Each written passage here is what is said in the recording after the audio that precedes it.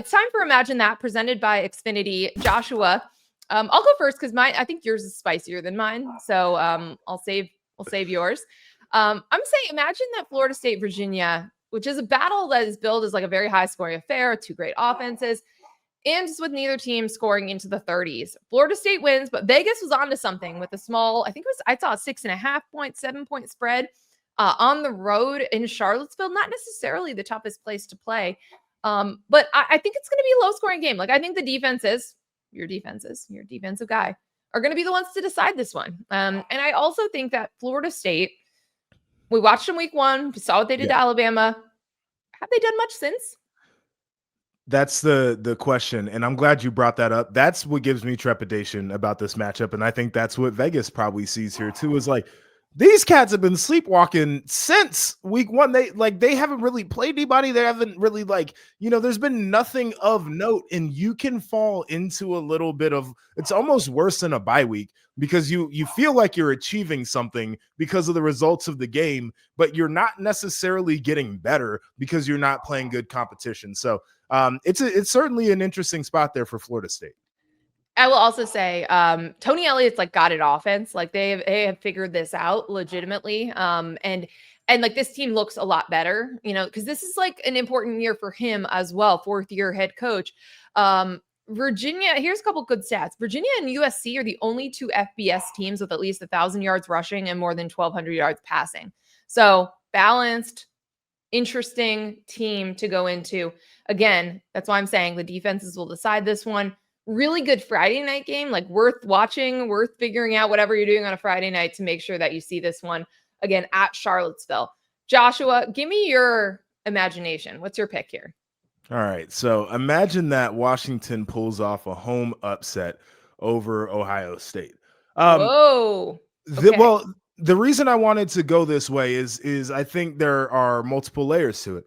Ohio State has been one of the teams that has been like, we know about them and we feel good about Ohio State. That's one thing we think we know about college football, is Ohio State is very good, right? And I think if Ohio State goes in there and plays a tight game, but if they go in there and lose, absolutely you're questioning, okay, is Julian saying who he thought he was?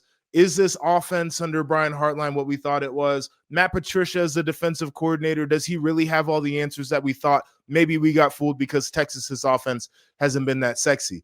But then you flip it over to the other side. If Washington pulls off a win in this situation, it means Damon Williams played a phenomenal game. It means that Jonah Coleman was phenomenal. It means that Boston played really well. And by the way, a defense with a new defensive coordinator and Ryan Walters is better than people are giving them credit for at this juncture in the year. So I only wanted people to think about all of the factors there. I'm not saying that this is going to be an upset, but I do think this would be one of those games where you would have like, where do I put Ohio State? And we totally undervalued Washington in the big landscape of college football.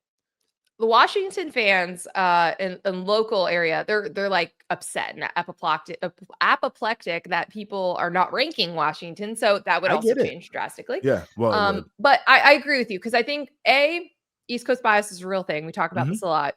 I think we'll talk about it with Oregon as well. The way Dante Moore, I know he's second in the Heisman odds, but I don't think a lot of people have watched him and realized just how well he's playing. I think it's the same thing with Washington.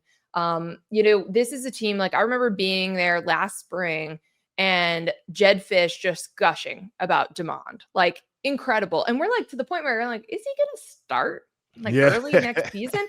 And he did start, kind of in the middle of the season. Right. But like, you knew that they were like just so high on him. He was just young.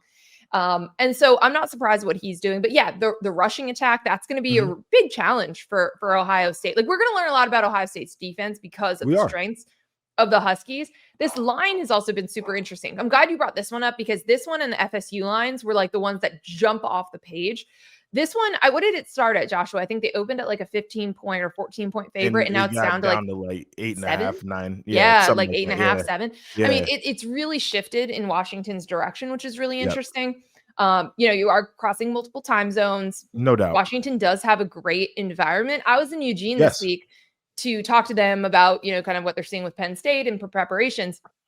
And, Dan Lanning has not been in a whiteout. His coaching staff, like Will Stein, these guys have not been in a whiteout experience. But they were like, listen, when we play at Washington, it is deafening. It is a really, really hard place to play. Everybody who I've spoken to that's played there says the exact same thing. Like, we don't give it credit. And again, like, East Coast bias is real. Like, we're not thinking about the best stadiums, the loudest stadiums. Nobody's thinking about the one that's on the water over there in Washington. But like, that place is a difficult place to play, people. Yeah, I'm really excited for this game because I think there's potential that it becomes one of the like 3 alarm bells everyone's got to get to make sure they're watching this game. And great point, redemption potentially for Ryan Walters after a couple bad years, the head coach of Purdue. But Jed Fish, really good offensive mind, really good staff builder. Like he's building something there.